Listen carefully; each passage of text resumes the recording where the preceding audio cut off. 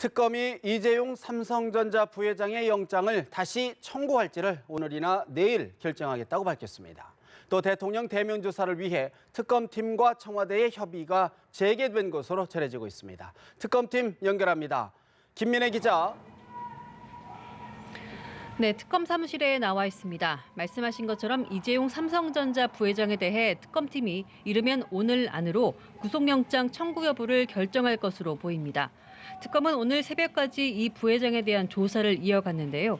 조사 결과를 종합해서 오늘 내일 사이에 영장을 재청구할지 결정하기로 했다고 밝혔습니다. 지난달 이 부회장에 대한 구속영장이 한 차례 기각된 이후 특검은 보강 수사를 통해서 공정위의 삼성 주식처분 특혜 등 뇌물수수와 관련한 추가 정황을 포착한 상태입니다.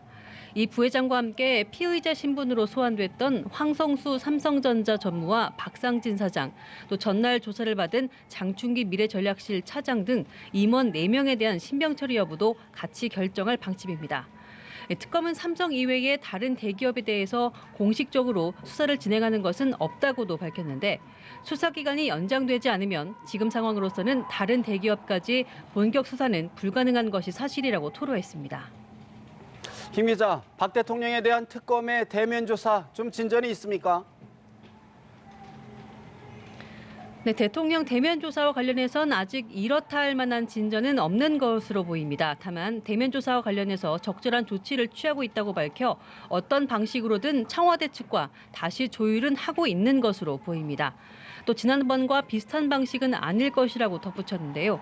대통령의 연락을 기다리기보다는 출석 통지서를 보내는 등의 방법도 검토되고 있는 것으로 알려졌습니다.